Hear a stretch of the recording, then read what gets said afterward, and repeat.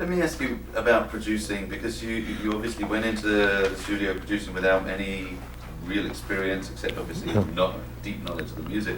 Who were during the 50s and into the early 60s when you were still learning essentially, who were your mentors, who did you learn from, who did you look to? Ahmet Ertegun. I mean, he was my mentor. And we worked together until he was generous enough or kind enough to accord me some slight degree of parity with him. And so I started, chipping in with my 2 cents worth. You actually co-produced some stuff together, the Clovers. Oh, we co-produced everything together from 1953 to 1959. Everything. In fact, we shared an office together, and our desks were sort of, diagonal to each other. And at 234 West 56th Street, that office became our studio. We'd move the desks against the wall and put one on top of the other. That's where I got my bad back. Tom Dowd would put out the few microphones that we used in those days, and boy, genius that he was, we were able to record drums and bass before anybody else could, because Tom knew just where to put the mic. Tom was already with you by that time. Oh, no, Tom preceded me there. But as a freelancer, he would come to work as a freelance engineer, but eventually he was hired on and became part of the staff. So I learned by being there, learning on the job. And Ahmet and I did everything together. How did you divide the duties in the studio when you were both in the control room? Sometimes he would be behind the talkback. Sometimes I would. It didn't matter, and if somebody had to say take one and, slate it, And you both heard exactly the same song, or? Well, I might hear something, I might turn to him and I say, stop the take, it's something I don't like here. And he might stop the take. It's very important as a producer to, A, recognize the good take when it's happening, because there's a tendency out of insecurity to keep recording and recording and recording until the bloom is off the rose. And you're at take 26, but the hit take is take 4. You have to go back. By then, you've destroyed the mood, you've destroyed the musicians. Everybody wishes they were the hell out of there some other place. So to recognize the righteous take when it was happening, and also that have the courage to stop a take when that band is in full cry out there, and suddenly, over the talkback, hold it! You can imagine the effect that it had on some musicians, because they were playing their parts and they didn't know what might have been wrong, or the arranger, very often Jesse Stone or Howard Biggs, who was directing the session, wouldn't know what we had in mind. But I learned early on one thing that every record producer, I believe, in my creed, should do, infallibly and unfailingly. It's a habit, and I've seen it again and again. When something is wrong or displeasing, you stop the take, you shut off the talkback, and then you go into a colloquy with your colleagues in there, whether it's the engineer or co-producer or the manager or songwriter. And out in the studio, the musician are wondering, what the hell is wrong? Is it something we did? So it became an article of faith with me. The minute we stopped the take to explain, fellas, we're holding it for such and such a reason, we'll be back with you. Always explain to the musicians. Don't make it a Masonic mystery. I've seen that happen so much. Let me ask you about Jesse Stone, because he regrettably passed away recently and was obviously an integral part of the early days. Oh, yeah. What was his contribution? Oh, what can I say? I mean, before there was rock and roll. And rock and roll was part of Saturday night good time, colored folks music. And Jesse was a master of this. He knew the grooves, he knew the beats, and he knew the lyrics. And he wrote such classic songs. He knew how to hold it all together and to get the groove. And he was a pretty good piano player. He even played piano on some dates.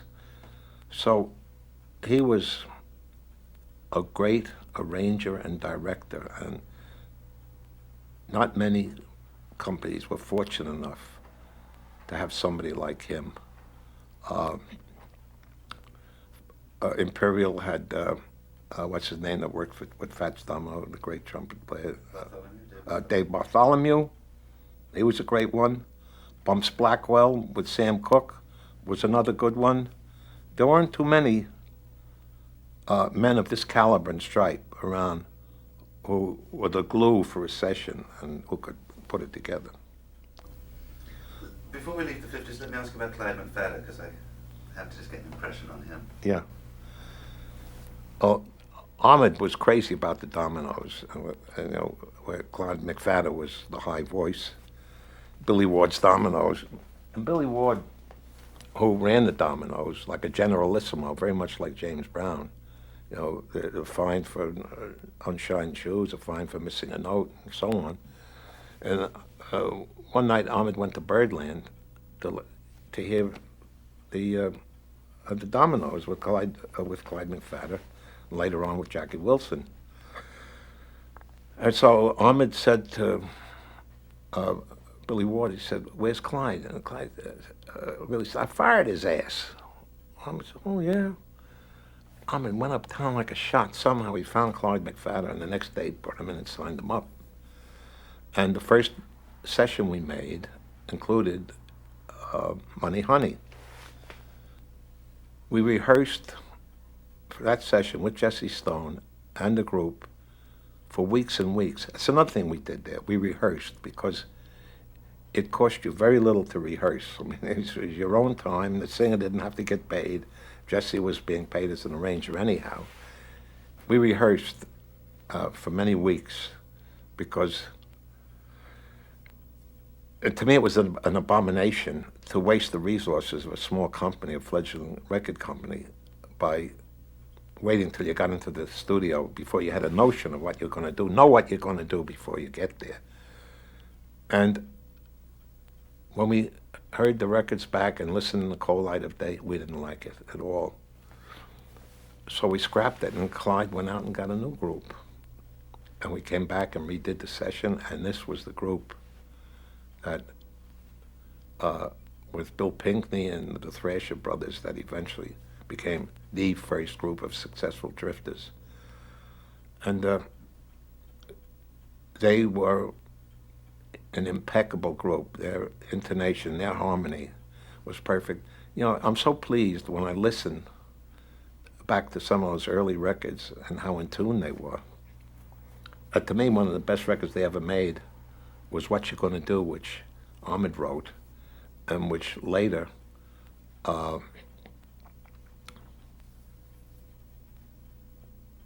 Hank Ballard and the Midnighters, they appropriated that song, and they wrote the twist off that song.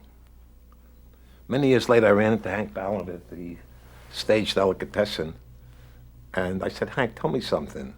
Didn't you cop the twist off What You're Gonna Do?" He said, "Did we?" He said, "Me and Mr. Nathan was waiting for the lawsuit." That's Sid Nathan of King Records, you know.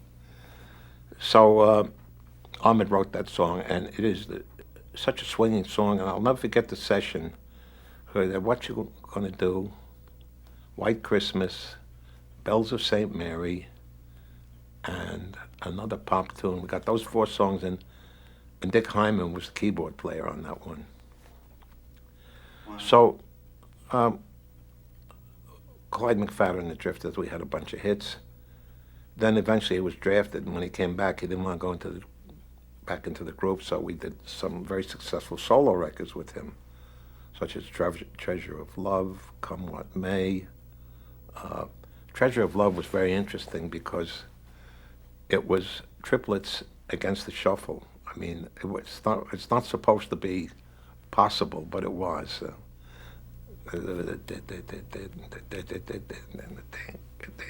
Eighth notes, triplets against an eighth note shuffle. How did you get them to play that? Oh, 'Cause it's not easy. no, we just dicked around in the studio. I mean, and well, that's what we did. I mean, if there was anything we did, we'd keep working on the rhythms to see if we couldn't come up. We wanted to get it in the pocket, as they say, right, in the groove, and get the best possible rhythm to the particular recording. From 53 to like 59 and 60, when Ahmed and I always worked together. But by now the company had grown, it had proliferated to the point where we couldn't be together anymore because we each had a constituency to take care of. So that's like part two of my existence. And so early 60s, from your point of view, Solomon Burke, Wilson Pickett. Right. And then in mid-60s, Aretha Franklin, Memphis, Muscle Shoals, and then I was on my own. Eventually, I brought Arif Mardin and Tom Dowd in as co-producers. And usually I would find the material and direct the session, but they would function in every aspect. Arif, of course, would do the arrangements, the horn and string arrangements, although Tom did some of those too. And Tom also functioned as a real producer of getting the rhythm together correctly. And Tom could even go out into the studio and pick out the chords on the piano to give to the background group and give them their parts. So Tom was much more than an engineer. In general, the people seem to think the configuration that I was the boss man, Arif was the arranger, and Tom was the engineer. It wasn't like that. We all shared in the generating this recording, whatever it was. And then I never worked with Ahmed again after that time. You were just both too busy? Both too busy. It had nothing to do with our friendship, our love for each other. It just had to do with, it was one of the exigencies of the record company. We were growing, and also, all of a sudden, totally by mistake, we were dealing now with white artists, and we're verging on rock and roll. Well, we'll get to that in a second, but it seemed to me also the black music that you were producing and releasing was changing slightly too. It wasn't just funky R&B, it was obviously soul and... Yeah, well, the church was coming in. Of course, Ray Charles was the generator of that.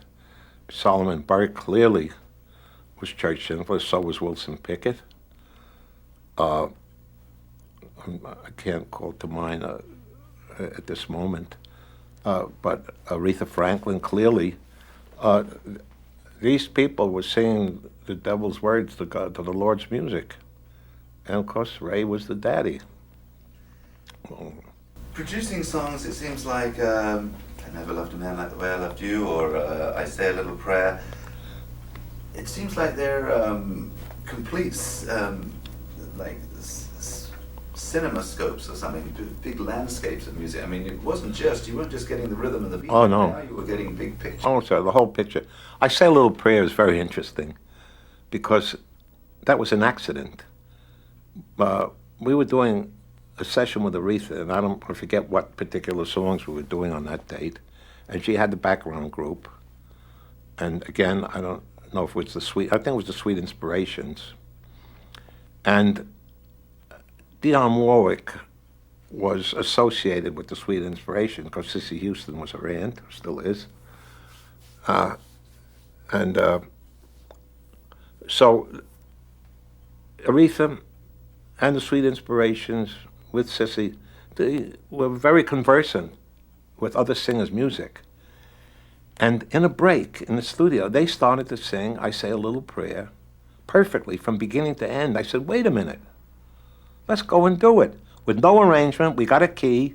If you listen to that record, there's nothing on it except the rhythm and Aretha and the background singers. It was a happy accident. I brought in Solomon Burke, and we did the first session. And it was in January, and I remember there was a terrific blizzard on the East Coast, and I was living on Long Island in Great Neck, which was more than an hour's drive from New York. And the session was scheduled for our own studio at 234 West 56th Street over at Patsy's Restaurant, which is still there, by the way, Patsy's Restaurant. And I had no idea if anybody was going to show, anybody meaning the sidemen, Solomon Burke himself, or the arranger, Ray Ellis. And the trains weren't running. But I went down to the station, I found a taxi cab that had chains. I said, let me go in. And, couldn't raise anybody by telephone. Sure enough, everybody was there. And that's where we cut Just Out of Reach, which was Solomon Burke's first hit. And the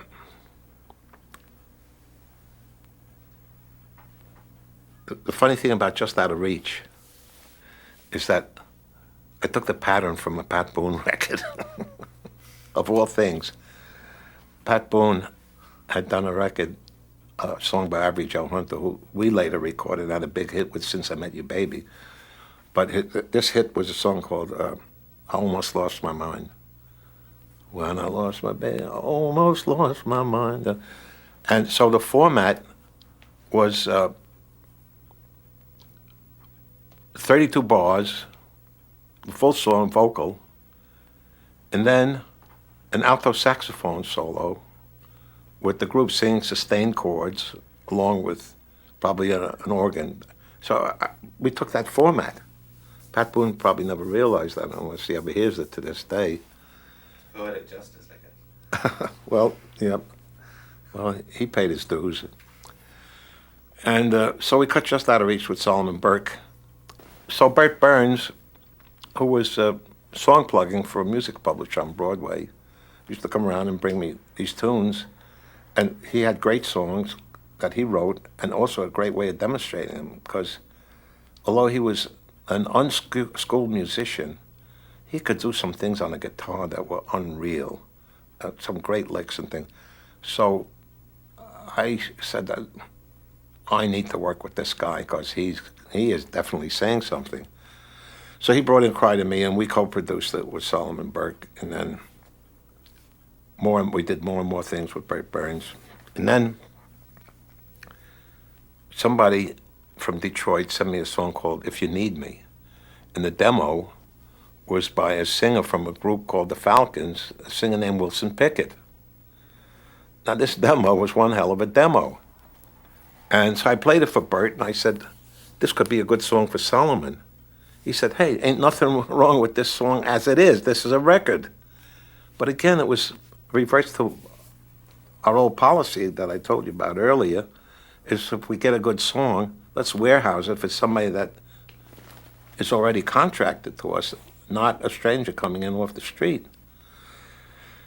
So we did it with Solomon, and eventually Wilson Pickett's record came out on the Double L label, which was a sub-label of Liberty Records, run by a good friend of mine named Al Bennett, who started with Randy Wood. And so a cover battle was on, and it got me interested again in promoting records and going out. And so Solomon Burke, his record was a hit, but Wilson Pickett's also was a hit. And this is no disrespect to Solomon, because his vocal was gorgeous. But the original record is always better somehow. I don't know why, hard to explain. It was probably in the way the instrumental was played, the way it was picked up, the way it was mic'd. You can't go home again. And so the next thing that happens is Wilson Pickett comes up to my office one day with a tape under his arm. He said, man, I want to be with Atlantic. I said, aren't you mad? He said, no, the hell with that. So I said, okay. And so he brought in a master that he had produced himself in Philadelphia. Said, good, let's put it out. And it did okay. Sold 40 or 50,000 records. And then I turned over to Bert Burns. Bert made a record with him. A single that cost $7,000, and this was an absolute crime in those days, to spend $7,000 on a single record. And it was a very interesting record, and it was a minor hit in England. And it had a woman singing on it, Tammy Lynn. and it was a duet record, but it didn't do a thing here, and there was no follow-up. And the best part of a year went by, and I'd get together with Wilson to try to set up a record session. But he didn't like any of the songs that I brought. He brought some songs in, I didn't like the songs he brought in. A year went by, and I mean, it was really a disservice to him as an artist not to have any merchandise, not to have a song out on the market. And his manager called me and said, hey, you know, do something or do something else. And he used the vernacular expression. And so by this time, I had made a contact with Stax Records in Memphis. And I called Jim Stewart and I said, suppose I bring Solomon Burke down there. And, not Solomon Burke, suppose I bring Wilson Pickett down there and record with your rhythm section, Booker T and the MGs. So that was the beginning of my going south, and we had a great week in Memphis, and we did a whole bunch of terrific things. Are you going to interview Steve Cropper or any of them? We certainly hope to. Because Steve Cropper tells the story of how on Midnight Hour, I came out and changed their groove by delaying the backbeat, and I danced it. In fact, I could show you a piece of tape. Well, I'd love to hear the story, because I was going to ask you about that particular session, the recording session, Yeah. Midnight Hour. Well, what happened? I mean, Al Jackson might have been the greatest drummer, you know, of all time, as far as I was concerned, because he was so spare and so clean and so perfect. But there was a dance out called The Jerk, and it delayed 2 and 4. So that I went out down there, and in my academically, musically ignorant way, I said, let's pull back here on 2 and 4. And I danced, and I showed them where I wanted it. And to this day, Steve Cropper says that changed their lives down there, because from then on, that's what they did. What made you want to take Wilson Pickett down there? Because I wanted to avail myself of what I thought was a wonderful way of recording with a wonderful band, which was all ad-libbed. No finished arrangements. You just started with a chord line, and you kept playing those chords until, you know, a rhythm pattern is essentially the in-between notes, the pickup notes and the syncopated notes that join the chords together. Because if you just play chords, that does not a rhythm pattern make. You need to find a 1 or a 2 bar phrase out of all of this, and then that becomes your rhythm. And they did this organically and generically. And I said, maybe this is the way to go. And of course, we made some terrific records that like 634, 5789, 99 AF Won't Do. And so I was off to the races. So and then I didn't bring, but I sent Don Covey down, and he also made a couple of hits, including Seesaw. And meanwhile, we were distributing, pressing and distributing everything that came out of there, and there's some wonderful records with Rufus Thomas, Carla Thomas, and eventually Otis Redding, Booker T and the MGs, and it was a great relationship. I gave them Sam and Dave on a Lend-Lease arrangement. We had a distributor in Florida named Henry Stone, an independent distributor, and he said, listen, there's a great group, Sam and Dave, who just got off Roulette Records, and they're available. So Ahmed and I went down there, and we went to this club back of town called the King of Hearts, and it was July, and it must have been 123 in there in the shade, and there Ahmed and I, the only 2 Ofays in the joint, and we're boogalooing our butts off, and there's Sam and Dave, and so we signed them. I have to back this up a little. This was just around the time of Aretha Franklin. I signed Aretha in '66. And you must understand that we were not the only producers in the place. We had more than we could handle, especially me. I was doing a lot of, of the hands-on producing work. And we used other producers, Arif Mardin, Tom Dowd. We had people like Rick Hall doing things for us, Buddy Killen. And I thought it would, let's see, first I think came Sam and Dave, yes. So I said, why shouldn't I turn Sam and Dave over to Jim Stewart and let him record them, let the records come out on Stax, and we'll treat them as Stax artists in terms of a compensation and the royalty we pay, but basic contract is with us. So it was a Lend-Lease deal. And of course, this was fantastic because it led to the creation of Isaac Hayes and David Porter as a songwriting and producing team. And they came up with all these wonderful songs. And I love those guys to this day, and I'm so happy for Isaac Hayes' success in his various enterprises. Great man. And so when Aretha came along, I don't know if she ever knew this to this day, and I don't know if she would have gone along with it, but my notion was to turn her over on a Lend-Lease arrangement the same way we did with Sam and Dave, and let Steve Cropper and Jim Stewart and Booker T and the MGs produce her records. There's only one sticker. I wanted them to pay the advance, which was $25,000 or $30,000. I remember it as 25. She remembers it as 30, whatever. And they weren't about to go for it. So it fell back onto me.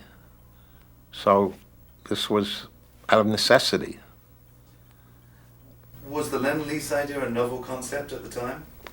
It was not only not novel, it was sui generis. There was only one like that. It was the Sam and Dave arrangement, as far as I know. I can't think of any other where, the contract belongs to one element or one faction, and the records are made by another one and released on the other one's label.